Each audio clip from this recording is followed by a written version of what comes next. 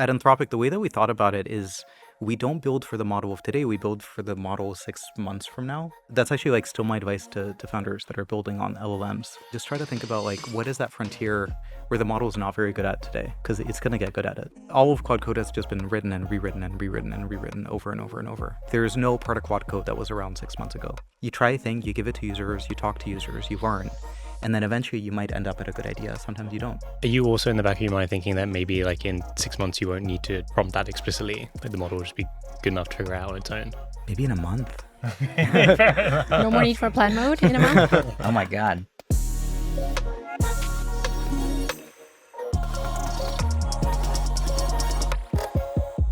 Welcome to another episode of the Lightcone, and today we have an extremely special guest, Boris Cherny, the creator, engineer of Claude Code.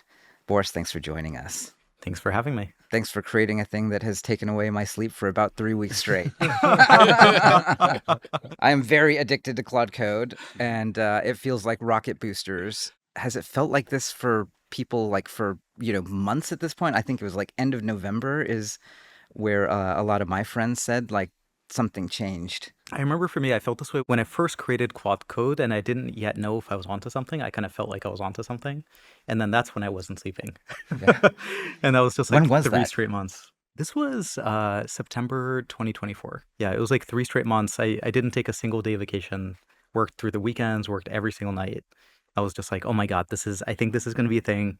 I don't know if it's useful yet because it couldn't actually code yet. If you look back on those moments to now, like what would be like the most surprising thing about this moment right now? It's unbelievable that we're still using a terminal. That was supposed to be the starting point. I didn't think that would be the ending point. And then the second one is that it's even useful because, at the beginning, it didn't really write code. Even in February when we GA'd it, it wrote maybe like 10% of my code or something like that. I didn't really use it to write code. It wasn't very good at it. I still wrote most of my code by hand. So the fact that it actually, like, our bets paid off and it got good at the thing that we thought it was going to get good at because it wasn't obvious. At Anthropic, the way that we thought about it is we don't build for the model of today. We build for the model 6 months from now. And that's actually like still my advice to founders that are building on LLMs is, just try to think about like, what is that frontier where the model is not very good at today? Because it's going to get good at it and you just have to wait. Going back, but do you remember when you first got the idea? Can you just talk us through that? Like, was there some like a spark, or what was even the first version of it in your mind? It's funny. It was so accidental that it just kind of evolved into this. As Anthropic, I think for Ant, the bet has been coding for a long time. And the bet has been the path to safe AGI is through coding. Mm-hmm. And this has kind of always been the idea. And the way you get there is you teach the model how to code, then you teach it how to use tools, then you teach it how to use computers. And you can kind of see that because the first team that I joined at Anthropic, it was called the Anthropic Labs team. And it produced 3 products. It was Claude Code, MCP, and the desktop app. So you can kind of see how these like weave together. The particular product that we built, like no one asked me to build a CLI. We kind of knew maybe it was time to build some kind of coding product because it seemed like the model was ready, but no one had yet really built a product that harnessed this capability. So like still there's this insane feeling of product overhang, but at the time it was just like even crazier because like no one had built this yet. And so I started like hacking around and I was like, okay, we build a coding product. What do I have to do first? I have to understand how to use the API because I hadn't used the Anthropic API at that point. And so I just built like a little terminal app to use the API. That's all that it did. And it was a little chat app because, like you think about the, AI applications of the time and, for non-coders today, what are most people using is just a chat app. So that's what I built. And, it was in a terminal. I can ask questions. I gave answers. Then I think tool use came out. I just want to try out tool use because I don't really understand what this is. I was like, tool use, this is cool. Is this actually useful? Probably not. Let me just try it. You built it in terminal just because it was the easiest way to get something up and running? Yes, because I didn't have to build a UI. Okay. So it was just me. At that point, it was like the IDEs, Cursor, Windsurf were the things that were really taking off. Were you sort of under any pressure or getting lots of suggestions of, hey, like we should build this out as a plugin or as a fully featured IDE itself? There was no pressure because we didn't even know what we wanted to build. Like the team was just in explore mode. Like we know vaguely we wanted to do something in coding, but it wasn't obvious what. No one was high confidence enough. That was like my job to figure out. And so I gave the model the bash tool. That was the first tool that I gave it. Just because I think that was literally the example in our docs.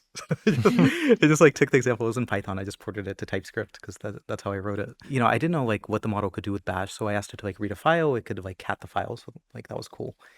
And then I was like, okay, like what can you actually do? And I asked it, what music am I listening to? It wrote some like Apple script to script my Mac and look up the music in my music player. Oh my God. And this was Sauna 3.5. Mm. And like I didn't think the model could do that. And that was my first, I think, ever feel the AGI moment. Where it's just like, oh my God, the model, it just wants to use tools. That's all it wants. That's kind of fascinating. I mean, it's very kind of contrarian that Claude Code works so well in such an elegant, simple form factor. I mean, terminals have been around for a really long time, and that seemed to be like a good design constraint that allowed a lot of interesting developer experiences. Like it doesn't feel like working. It just feels fun as a developer. I don't think about files, where everything is. And that came by accident almost. Yeah, it was an accident. I remember, so after the terminal started to take off internally, honestly, like after building this thing, I think like 2 days after the first prototype, I started giving it to my team just for dogfooding. Because, if you come up with an idea and it seems useful, the first thing you want to do is you want to give it to people to see how they use it. And then I came in the next day, and then Robert, who sits across from me, he's another engineer, he just like had Claude Code on his computer, and he was like using it to code. I was like, what? What are you doing? Like this thing isn't ready. It's just a prototype. But yeah, it was already useful in that form factor. And I remember when we did our launch review to kind of launch Claude Code externally. This was in December, November, or something like that in 2024. Dario asked, and he was like, the usage chart internally, like the DAO chart is like vertical. Are you like forcing engineers to use it? Like, why are you mandating them? And I was just like, no, we didn't. I just like posted about it, and they'd just been like telling each other about it. Honestly, it was just accidental. We started with the CLI because it was the cheapest thing, and it just kind of stayed there for a bit. So in that 2024 period, how were the engineers using it? Were they sort of shipping code with it yet, or were they using it in a different way? The model is not very good at coding yet. I was using it personally for automating Git. I think at this point, I've probably forgotten most of my Git because Claude Code has just been doing it for so long. But yeah, like automating bash commands, that was a very early use case, and like operating like Kubernetes and kind of things like this. People were using it for coding. So there was some early signs of this. I think the first use case was actually writing unit tests because it's a little bit lower risk, and the model was still pretty bad at it. But people were kind of figuring it out, and they were figuring out how to use this thing. And one thing that we saw is people started writing these markdown files for themselves and then having the model read that markdown file. And this is where ClaudeMD came from. Probably the single, for me, biggest principle in product is latent demand. Just every bit of this product is built through latent demand after their initial CLI. And so ClaudeMD is an example of that. There's this other general principle that I think is maybe interesting where you can build for the model, and then you can build scaffolding around the model in order to improve performance a little bit. And depending on the domain, you can improve performance maybe 10, 20%, something like that. And then essentially the gain is wiped out with the next model. So either you can build the scaffolding and then get some performance gain and then rebuild it again, or you just wait for the next model and then you kind of get it for free. The ClaudeMD and kind of the scaffolding is an example of that. And really, I think that's why we stayed in the CLI, is because we felt there is no UI we could build that would still be relevant in 6 months because the model was improving so quickly. Earlier we were saying like we should compare ClaudeMDs, but you said something very profound, which is, yours is actually very short, which is almost like the opposite of what, people might expect. Why is that? What's in your ClaudeMD? Okay, so I checked this before we came. So my ClaudeMD has two things. One is it's just 2 lines. So the first line is whenever you put up a PR, enable auto merge. So as soon as someone accepts it, it's merged. That's just so I can like code and I don't have to kind of go back and forth with CI or whatever. And then the second one is whenever I put up a PR, post it in our internal team stamps channel, just so someone can stamp it and I can get unblocked. And the idea is every other instruction is in our ClaudeMD that's checked into the code base. And it's something our entire team contributes to multiple times a week.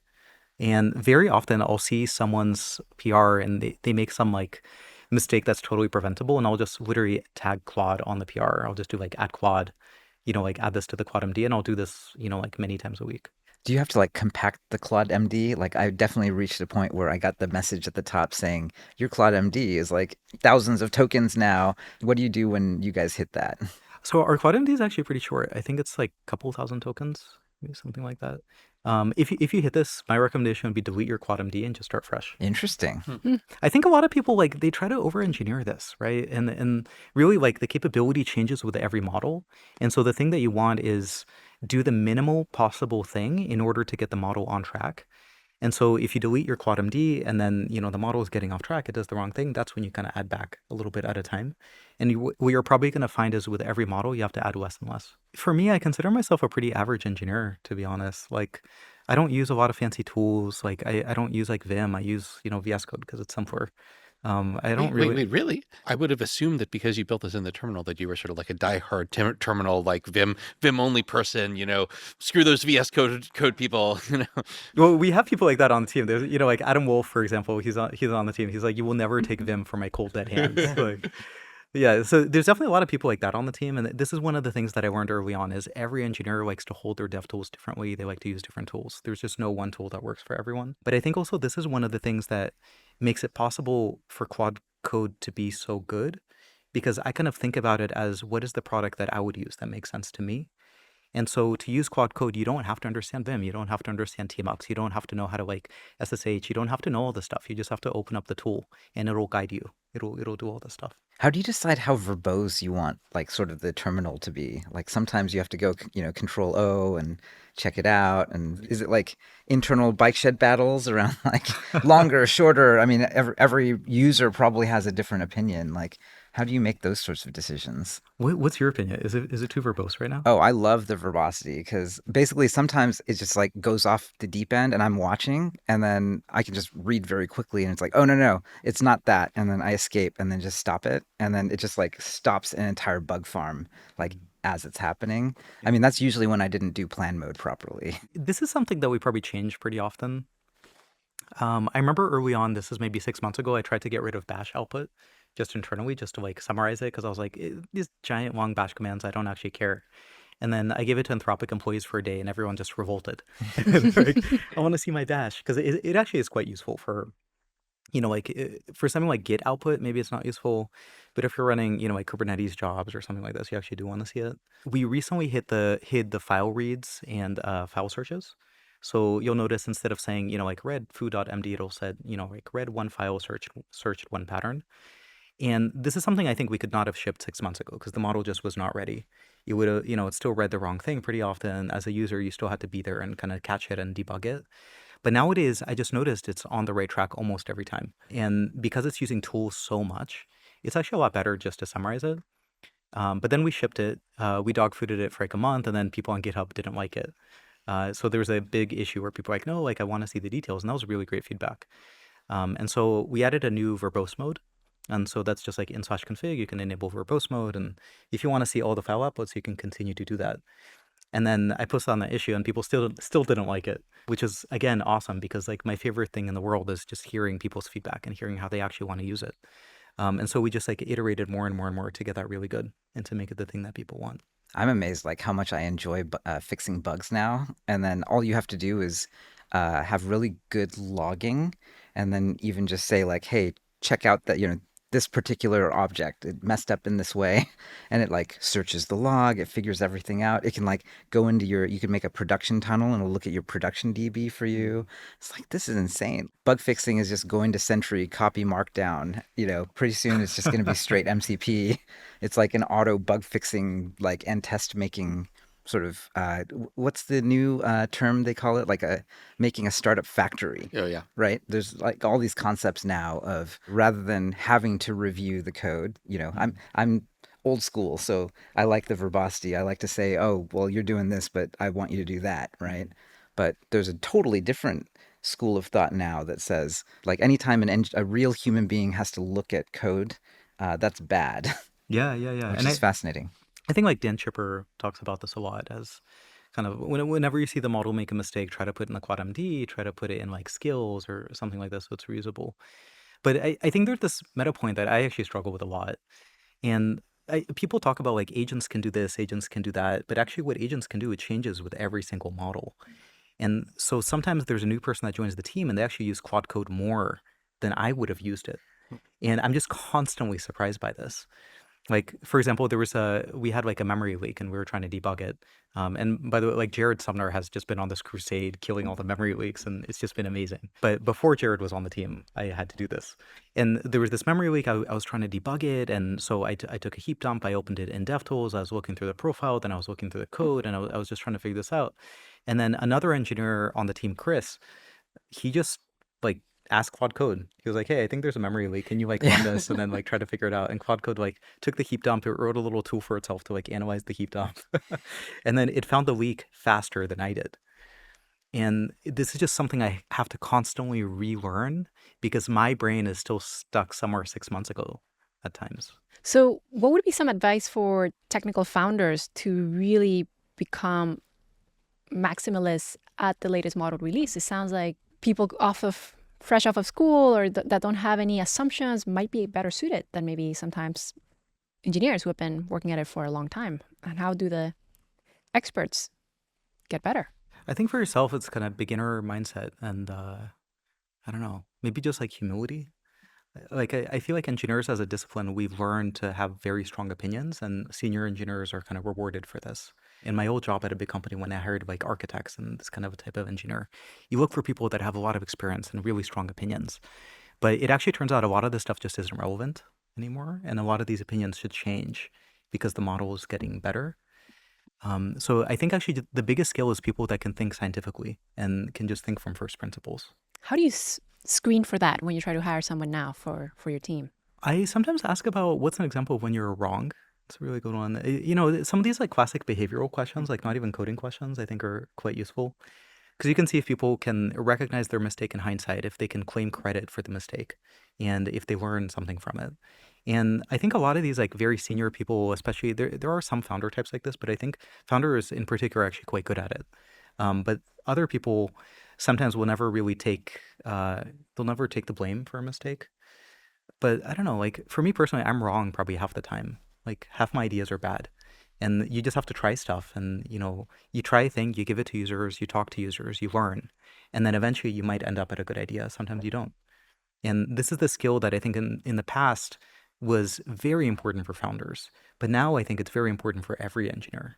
Do you think you would ever hire someone based on the Claude Code transcript of them working with the agent? Because we're Asking for a actively doing friend. that right now. Yeah. We just added, just as a test, like you can upload a transcript of you coding a feature with Claude Code or Codex or whatever it is. Personally, I think that like it's going to work. I mean, you can figure out how someone thinks, like whether they're looking at the logs or not. Like, can they correct the agent if it goes off the rails? Like, do they use plan mode? You know, when they use plan mode, do they make sure that there are tests or, you know, all of these different things that, you know, do they think about systems? Do they even understand systems? Like there's just so much that's sort of embedded in that I imagine. I just want like a spider web graph, you know, like in those video games like NBA 2K. It's like, oh, this person's really good at shooting or defense. It's like you can imagine a spider web graph of like, you know, someone's Claude Code skill level. Yeah, what would the skills be? What would be those I axes? mean,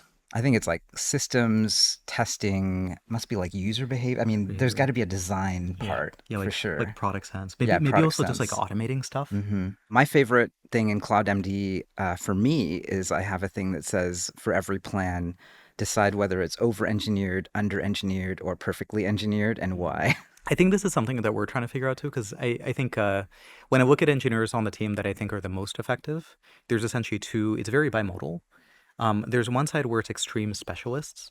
And so like I named Jared before, like he's a really good example of this, and kind of the Bun team is a really good example. Just hyper specialists, they understand DevTools better than anyone else. They understand JavaScript runtime systems better than anyone else. And then there's the flip side of kind of hyper generalists, and that's kind of the rest of the team. And a lot of people, they span like product and infra or product and design, or, you know, like product and user research, product and business. I really like to see people that just do weird stuff. I think that's one of these things that was kind of a warning sign in the past, because it's like, can these people actually build something useful? That's the limits test. Yeah, that's the litmus test. But nowadays, like for example, an engineer on the team, Daisy, she was on a different team and then she transferred onto our team. And the reason that I wanted her to transfer is she put up a PR for Claude Code like a couple weeks after she joined or something. And the PR was to add a new feature to Claude Code. And then instead of just adding the feature, what she did is first she put up a PR to give Claude Code a tool so that it can test an arbitrary tool and verify that that works. And then she put up that PR. And then she had Claude write its own tool instead of herself implementing it. And I think it's this kind of out-of-the-box thinking that is just so interesting because not a lot of people get it yet. You know, like we use the Claude Agent SDK to automate pretty much every part of development. It automates code review, security review. It labels all of our issues. It shepherds things to production. It does pretty much everything for us. But I think externally, I'm seeing a lot of people start to figure this out. But it's actually taken a while to figure out how to use LMs in this way. How do you use this new kind of automation? So it's kind of a new skill. I guess one of the funnier things that I've been having office hours with various founders about is you have like sort of the visionary founder who has like the idea. They've like built this like crystal palace of the product that they want to build. They've totally loaded in their brain, you know, who the user is and what they feel and what they're motivated by. And then they're sitting in Claude Code and they can do like, you know, 50x work. And then, but they have engineers who work for them who like don't have the, you know, crystal memory palace of like the platonic ideal of the product that the founder has. And they can only do like 5x work.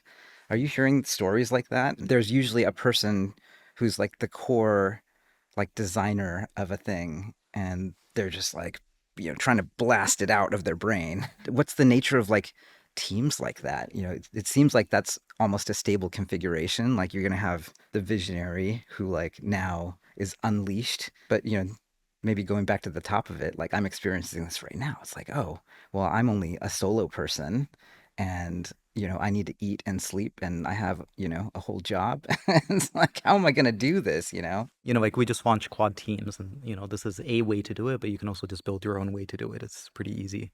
What's the vision for Claude Teams? Just collaboration. It's Yeah. like there's this whole new field of like agent topologies that people are exploring. Like, what are the ways they can configure agents? There's this one sub idea which is uncorrelated context windows, and the idea is just multiple agents. They have fresh context windows that aren't essentially polluted with each other's context or their own previous context.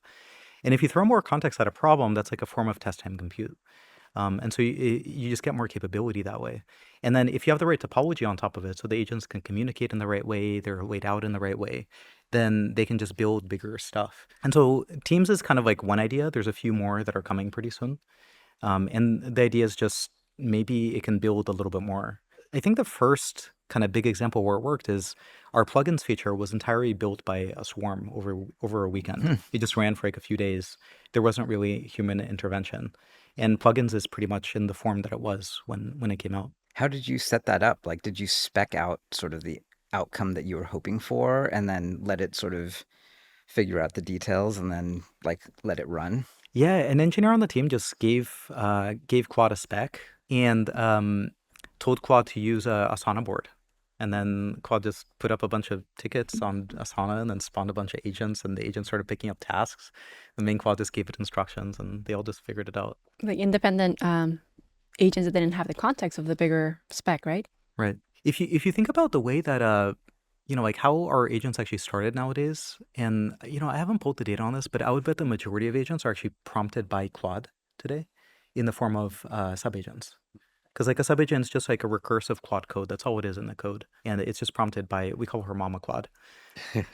And that's all it is. And I think probably if you look at most agents, they're launched in this way. My Claude Insights just told me to do this more for debugging. It said that I get I spend a lot of time on debugging, and it would just be better to have like multiple subagents spin up and like debug something in parallel. And so then I just like added that to my Claude MD to just be like, hey, like next time you try and fix a bug, like have one agent that like looks in the log, like one that looks in the code path. That just seems sort of inevitable. For weird, scary bugs, I try to fix bugs in plan mode, and then it seems to use the agents to sort of search everything. Whereas like when you're just trying to do it in line, it's like, okay, I'm going to do like this one task instead of search wide.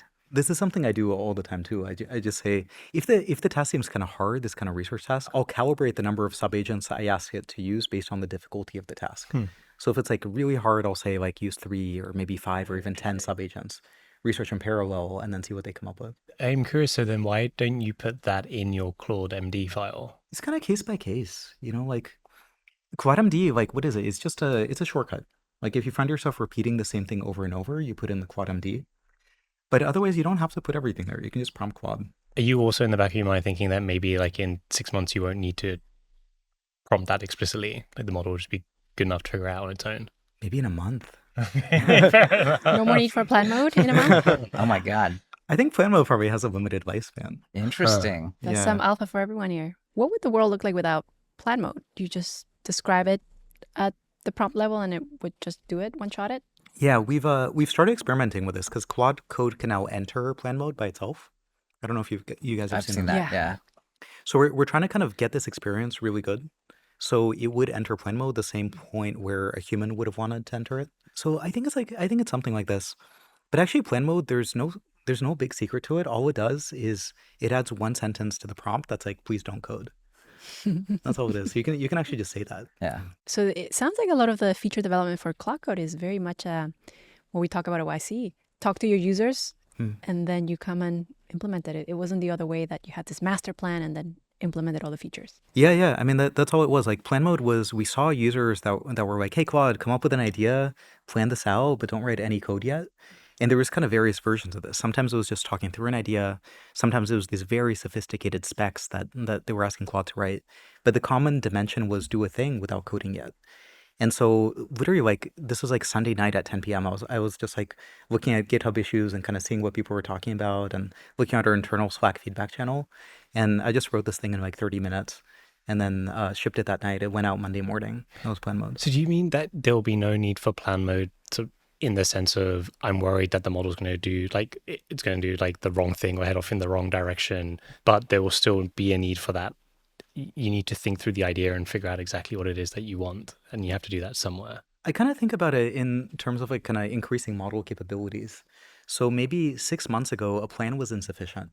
So you get Claude to make a plan, let's say even with plan mode, you still have to kind of sit there and babysit because it can go off track. Nowadays, what I do is probably 80% of my sessions, I say plan mode has a limited lifespan, but I'm a heavy plan mode user. Probably 80% of my sessions, I start in plan mode and Claude will, it'll start making a plan. I'll move on to my second terminal tab and then I'll have it make another plan. And then when I run out of tabs, I open the desktop app and then I go to the code tab and then I just start a bunch of tabs there. And they all start in plan mode, probably, like 80% of the time. Once the plan is good, and sometimes it takes a little back and forth, they just get Claude to execute. And nowadays what I find with Opus 4.5, I think it started with 4.6, it got really good. Once the plan is good, it just stays on track and it'll just do the thing exactly right almost every time. And so, before you had to babysit after the plan and before the plan. Now it's just before the plan. So maybe the next thing is you just won't have to babysit. You can just kind of give a prompt and Claude will figure it out. The next step is Claude just speaks to your users directly. Yeah, it just bypasses you entirely. It's funny. This is actually the current stuff for us. Our Claudes actually they talk to each other. They talk to our users on Slack, at least internally pretty often. My Claude will tweet once in a while. No way. But I actually delete it because it's just it's a little cheesy. Yeah. I don't love the tone. What does it want to tweet about? Sometimes it'll just respond to someone because I always have cowork running in the background and it's the cowork Claude that really loves to do that because it likes using a browser. That's funny. A really common pattern is I ask Claude to build something, it'll look in the code base, it'll see some engineer touch something in the Git flame, and then it'll message that engineer on Slack. Just asking a clarifying question. And then once it gets an answer back, it'll keep going. What are some tips for founders now on how to build for the future? Sounds like everything is really changing. What are some principles that will stay on and what will change? So I think some of these are pretty basic, but I think they're even more important now than they were before. So one example is latent demand. I mentioned it 1,000 times. For me, it's just the single biggest idea in product. It's a thing that no one understands.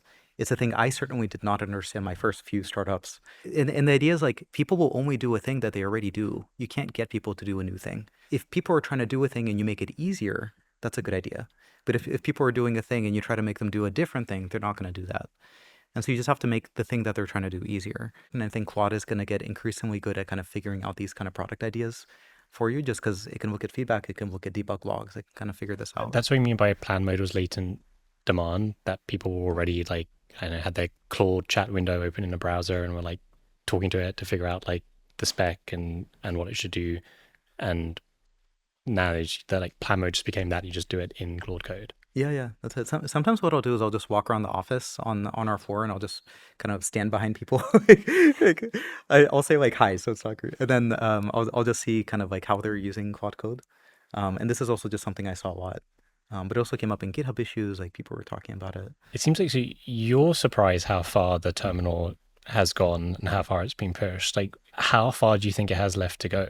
Just given with this world of swarm, multiple agents, like, do you think there's going to be a need for a different UI on top of it? It's funny, if you asked me this a year ago, I would have said the terminal has like a 3-month lifespan, and then we're going to move on to the next thing. And you can see us experimenting with this, right? Because Claude Code started in a terminal, but now it's in, it's on web. You can like Claude.ai/code. It's in the desktop app. We've had that for, like 3 months or 6 months or something, just in the code tab. It's in the iOS and Android apps, just like in the code tab. It's in Slack, it's in GitHub, there's VS Code extensions, there's JetBrains extensions. So we're always experimenting with different form factors for this thing to figure out what's the next thing. I've been wrong so far about the lifespan of the CLI, so I'm probably not the person to forecast that.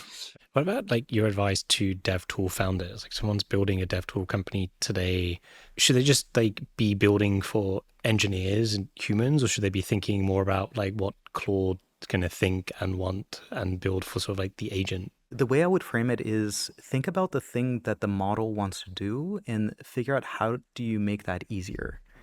And that's something that we saw, like when I first started hacking on Claude Code, I realized like this thing just wants to use tools. It just wants to interact with the world.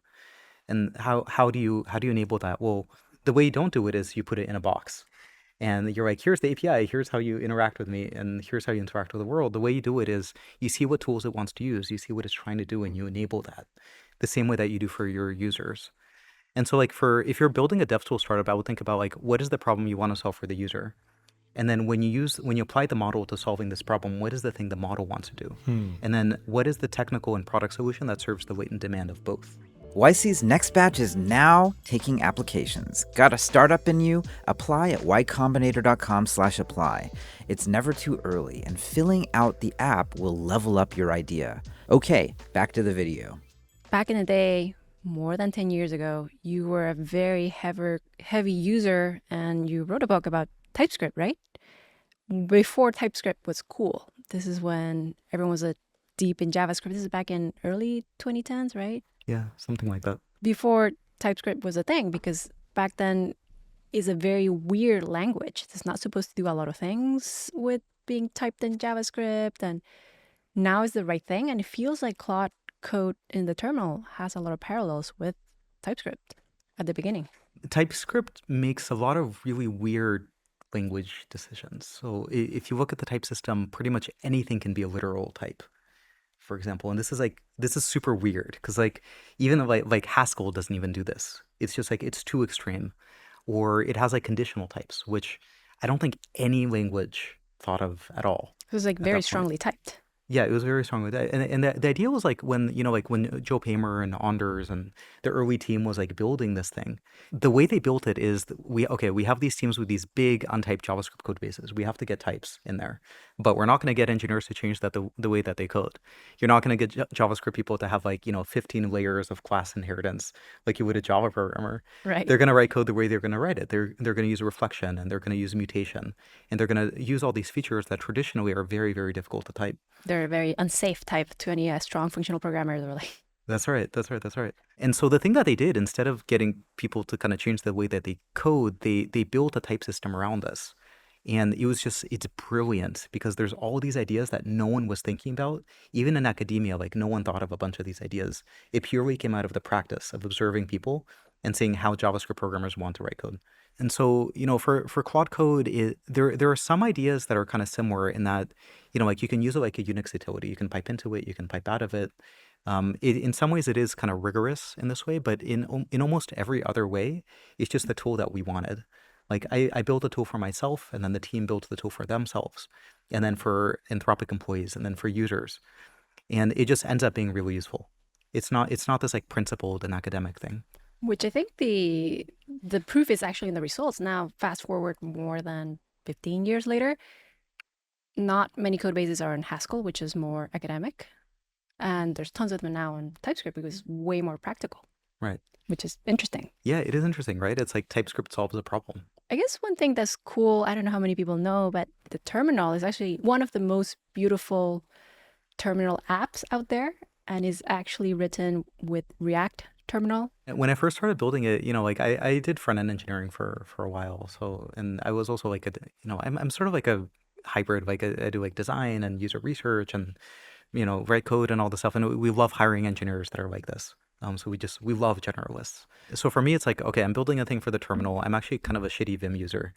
So like, how do I build a thing for people like me that are going to be working in a terminal? And I think just the delight is so important. And I feel like at YC, this is something you talk about a lot, right? It's like build a thing that people love. If the product is useful, but you don't fall in love with it, that's not great. So it kind of has to do both.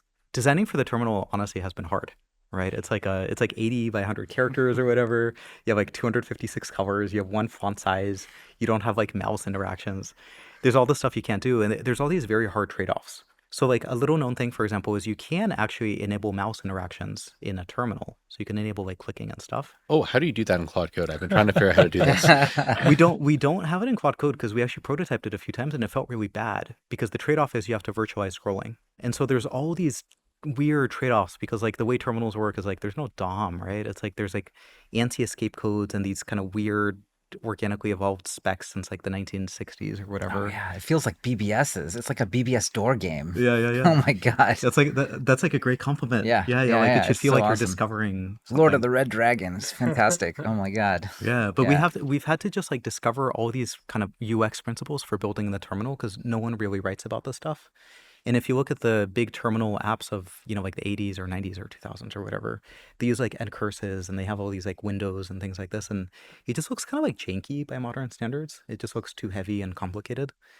And so we had to like reinvent a lot. And, for example, something like the terminal spinner, like just like the spinner words, it's gone through probably, I want to say like 50, maybe 100 iterations at this point. And probably Wow. 80% of those didn't ship. So we tried it didn't feel good, move on to the next one. Try it, didn't feel good, move on to the next one. And this was like sort of one of the amazing things about Claude Code, right? Is like you can write these prototypes and you can just do like 20 prototypes back to back, see which one you like, and then ship that. And the whole thing takes maybe a couple hours. Whereas in the past, what you would have had to do is like learn to use origami or Framer or something like this. You built like maybe 3 prototypes. It took like 2 weeks. It just took much, much longer. And so we have this luxury of we have to discover this new thing. We have to build a thing. We don't know what the right endpoint is, but we can iterate there so quickly. And that's what makes it really easy. And that's what lets us build a product that's like joyous and that people like to use.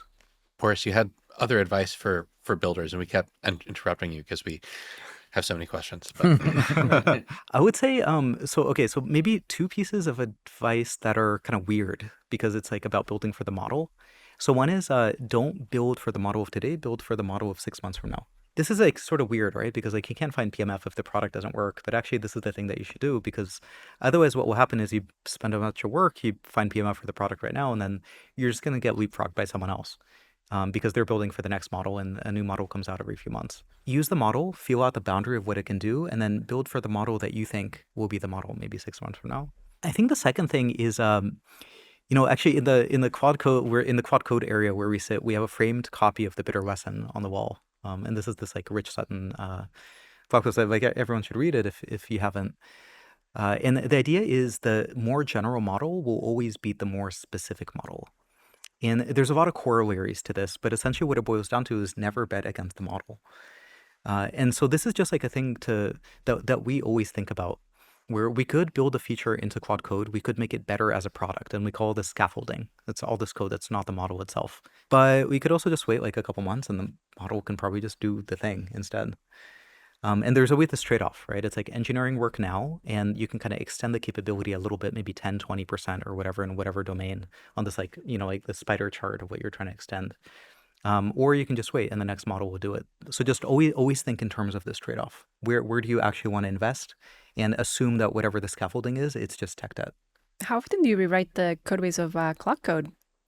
Is it every 6 months with this first is principle? there scaffolding that you've deleted because you don't need it anymore because the model just improved? Oh, so much. Yeah, like all of Claude Code has just been written and rewritten and rewritten and rewritten over and over and over.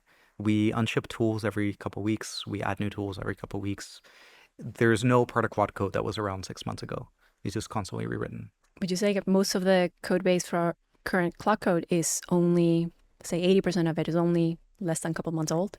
Yeah, definitely. It might even be like less than, yeah, maybe like a couple months. That feels about right. So it's like the life cycle of code now. That's another alpha, is expecting it to be the shelf life to be just a couple months Yeah. for the best founders. Do you see Steve Yegi's post about how awesome working at Anthropic is? And I think there's a line in there that says that an Anthropic engineer currently averages 1,000x more productivity than a Google engineer at Google's peak, which is really an insane number, honestly. Like 1,000x. Like, we're 3 years ago, we were still talking about 10x engineers. Now we're talking about 1,000x on top of a Google engineer in the prime. Like, this is unbelievable, honestly. Yeah, I mean, internally, if you look at like technical employees, they all use Claude Code every day. And even non-technical employees, I think like half the sales team uses Claude Code. They've started switching to Cowork because it's a little easier to use. It has like a VM, so it's a little bit safer. But yeah, we just pulled a stat, and I think the team doubled in size last year, but productivity per engineer grew something like 70%. As measured by... Just like the simplest, stupidest measure, pull requests. Okay. But we also kind of cross-check that against like commits and like the lifetime of commits and things like this. And since Claude Code came out, productivity per engineer at Anthropic has grown 150%. Oh my God. And this is crazy because in my old life, I was responsible for code quality at Meta. And I was responsible for the quality of all of our code bases across every product, across like, Facebook, Instagram, WhatsApp, whatever. And one of the things that the team worked on was improving productivity. And back then, seeing a gain of something like 2% in productivity, that was like a year of work by hundreds of people.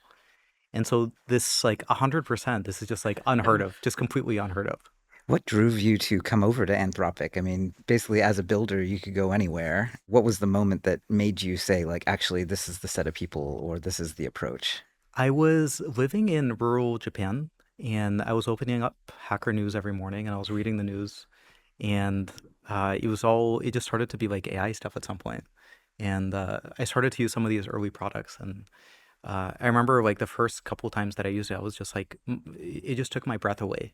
That was like very cheesy to say, but that was actually the feeling. Like it was just like, it was amazing. Like as a builder, I've just never kind of felt this feeling like using these very, very early products. That was like in the Claude 2 days or something like that. And so I just started talking to friends at labs just to kind of see what was going on. And I met Ben Mann, who's one of the founders at Anthropic, and he just immediately won me over. And as soon as I met kind of the rest of the team at Ant, it just won me over. And I think probably in two ways. So one is it operates as a research lab. So the product org was teeny tiny. It's really all about building a safe model. That's all that matters. And so this idea of just being very close to the model and being very close to development and being not the most important thing, because the product isn't anymore. It's just the model is the thing that's the most important. That really resonated with me after building product for many years. And then the second thing was just how mission driven it is. Like I'm a huge sci-fi reader. My bookshelf is just like filled with sci-fi. And so like I just know how bad this can go. And when I kind of think about what's going to happen this year, it's going to be totally insane. And in the worst case, it can go very, very bad. And so I just wanted to be at a place that really understood that and kind of really internalized that. And at Ant, like if you overhear conversations in the lunchroom or in the hallway, people are talking about AI safety. This is really the thing that everyone cares about more than anything. And so I just wanted to be in a place like that. I know for me personally, the mission is just so important. What is going to happen this year? Okay, so if you think back like 6 months ago and kind of what are the predictions that people are making? So Dario predicted that 90% of the code at Anthropic would be written by Claude. This is true. For me personally, it's been 100% for like since Opus 4.5. I uninstalled my IDE. I don't edit a single line of code by hand. It's just 100% Claude Code and Opus. And I land like 20 PRs a day every day. If you look at Anthropic overall, it ranges between like 70 to 90%, depending on the team. For a lot of teams, it's also like 100%. For a lot of people, it's 100%. And I remember making this prediction back in May when we GA'd Claude Code that you wouldn't need an IDE to code anymore. And it was totally crazy to say. I feel like people in the audience gasped because it was such like a silly prediction at the time. But really all it is like you just like trace the, the exponential.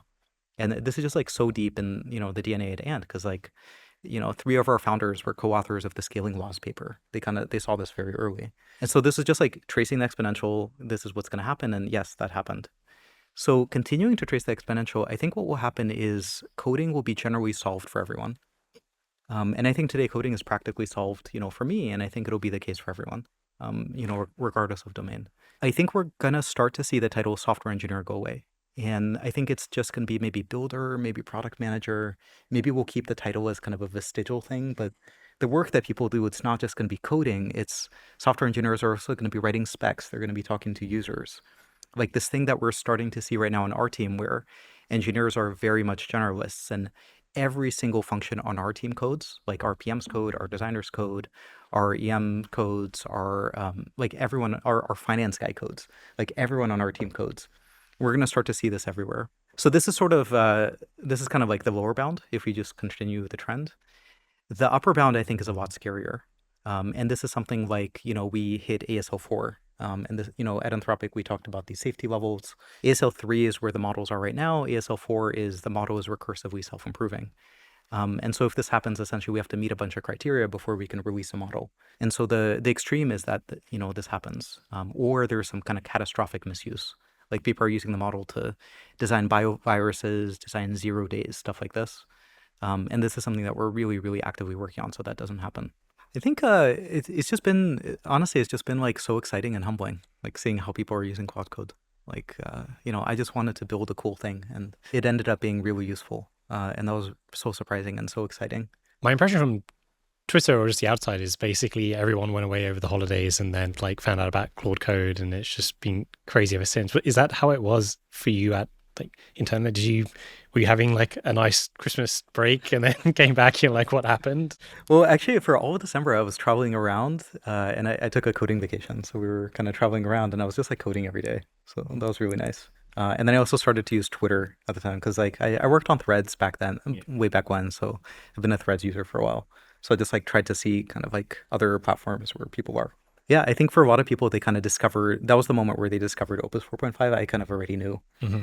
And internally, Claude Code's just been on this like exponential tear for many, many months now. So that just like it became even more steep. That's what we saw. And if you look at Claude Code now, there was some stat from Mercury that like 70% of startups are, choosing Claude as their model of choice. There was some other stat from like semi-analysis that 4% of all public commits are made by Claude Code, like of all code written everywhere. I saw that. All the companies, use Claude Code from like the biggest companies to kind of, smallest startups. Like it plotted the course for Perseverance, like for like the Mars rover. This is the coolest thing for me. And we even printed posters because the team was like, wow, this is just like so cool. The NASA chooses to use this thing. So yeah, it's just like, it's humbling. But it also feels like the very beginning. What's the sort of interaction between Claude Code and then Cowork? Like, was it a fork of Claude Code? Was it like you had Claude Code look at the Claude code and say, let's make a new spec for non-technical people that, keeps all the lessons, and then, it sort of went off for a couple of days and did that? What's the genesis of that, and, where do you think that goes? This is going to be like my 5th time using the word wait and demand. Yeah. It was just that. I mean, like we were looking at Twitter and there was like that one guy that was using Claude Code to like monitor his tomato plants. Mm-hmm. There was like this other person that was using it to like recover wedding photos off of a corrupted hard drive. There were people that using it for like for finance. When we looked internally at Anthropic, every designer is using it. The entire finance team at this point is using it. The entire data science team is using it, not for coding. People are jumping over hoops to install a thing in the terminal so that they can use this. So we knew for a while that we wanted to build something. And so we're experimenting with a bunch of different ideas. And the thing that kind of took off was just, a little Claude Code wrapper in a GUI in the desktop app. And that's all it is. It's just Claude Code under the hood. It's the same agent. Oh, wow. And Felix and the team, and Felix was an early Electron contributor. He kind of knows that stack really well, and he was hacking on various ideas. And they built it in, I think, something like 10 days. It was just like 100% written by Claude Code. And it just felt ready to release. There was a lot of stuff that we had to build for non-technical users, so it's a little bit different than a technical audience. It runs all the code runs in a virtual machine. There's a lot of protections for deletion and things like this. There's a lot of permission prompting and kind of other guardrails for users. But yeah, it was honestly pretty obvious. Boris, thank you so much for making something that is taking away all my sleep. But in return, it's making me feel creator mode again, sort of founder mode again. It's been an exhilarating 3 weeks. I can't believe I waited that long since November to actually get into it. Thank you so much for being with us. Thank you for building what you're building. Yeah, thanks for having me. And send bugs. That sounds good.